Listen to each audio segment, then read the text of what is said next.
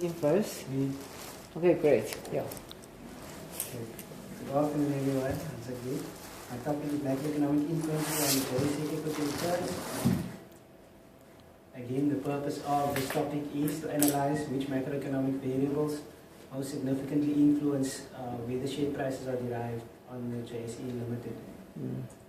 So for the contents, I'll go through share valuation models as macroeconomic influences, or basically using share valuation models to give practical relevance to macroeconomic variables which influence stock returns. Two would be the empirical evidence, looking at the original source, Chenroll and Ross. They give the most popular or most widely cited motivation for macroeconomic variables used in testing for significance of variation in asset returns. I'll be looking at empirical evidence in South Africa, and due to the little amount of work that I have thus far on chapter 3, since I wasn't permitted to go forward with it, I'll end with questions after that. So to start, I'm going to use the EMH as my basis for my work, because as we know, the EMH underpins all financial theory in finance. There's a reason I'm going to repeat this slide from my previous presentation. I will let you know now.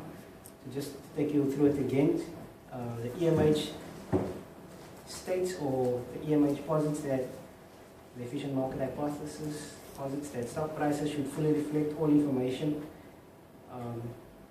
available to investors at all times.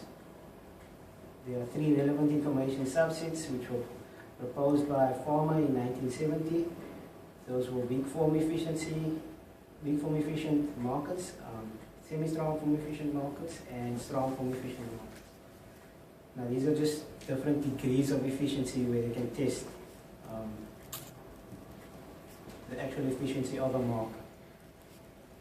Now the EMH was just proposed as a theory and needed to be backed up by practical relevance. In other words, they wanted to quantify exactly what is meant by the term fully reflect.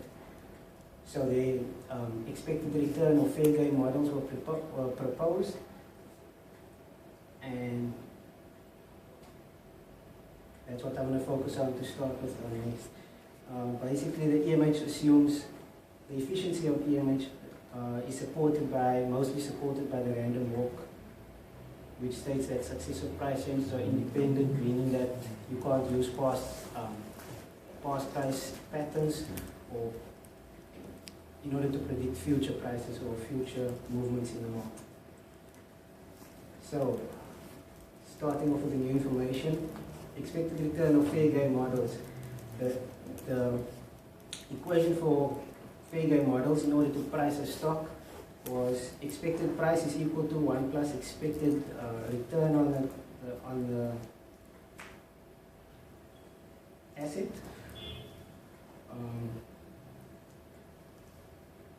Given that all the relevant information, that sign over there means that all the relevant information must be incorporated into the stock. The relevant information being the information that's available to the investors. Basically that fully reflected information multiplied by the actual price. Now this formula implies that the information in the symbol of information, meaning that information is fully incorporated in the determination of equilibrium expected returns. Now the reason I'm using this formula is because it's going to lead me on to how to get economic relevance, or how to use a model that brings economic relevance to macroeconomic variables. And obviously the point being, the expected return or fair game models don't allow for macroeconomic relevance or economic relevance. So since the fair game models were lacking in the economic relevance,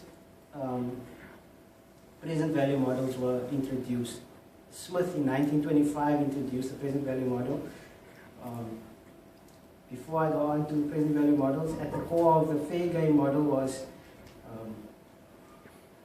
the notion that today's price is a reflection of future expectations. So for present value models, in order to find the value of your stock, which is P, the price of the stock, it's the discounted future cash flows which are expected by investors.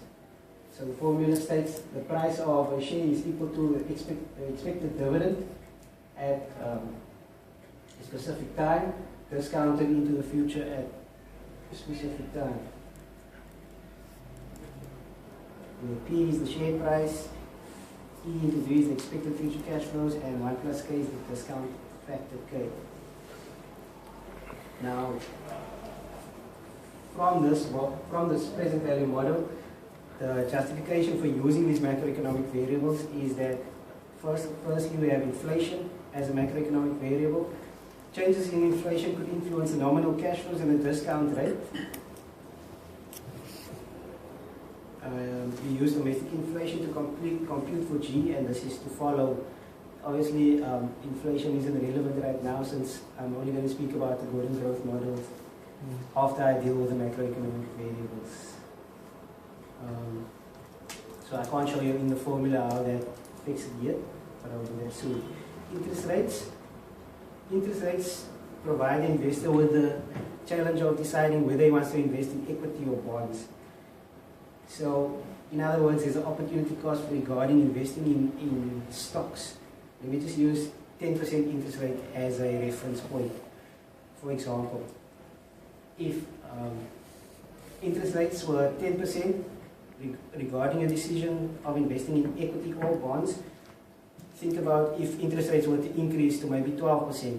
Now you have to know that there's an inverse relationship between interest rates and the price of a bond. So in other words, when interest rates increase, just think about the reference point at 10%. When interest rates increase to 12%, that means the bond price should decrease from maybe 1,000 to 800 rand. So then your option of investing in bonds becomes cheaper. So you have to think about whether you want to invest in bonds or stocks. That's what I mean when I say, or what I mean when I'm saying there's an opportunity cost regarding investing in stocks. So if you invest in stocks, you could lose out on opportunity. If it is expected that interest rates are going to increase, you could lose out on the opportunity of being able to purchase bonds for cheap. Yeah, that's regarding bond as an old investment that's already in the market. So if you want to buy a bond, then when interest rate increases, I mean the price of the existing bond actually decrease, so it becomes cheaper for you. That's one thing. But however, if you want to enter into a new bond market as well, I mean originally you're only getting 10% in the equivalent interest in the bond market, but now to buy any new bond that's issued, basically your investment can earn 10%. So, I mean, can earn 12% now.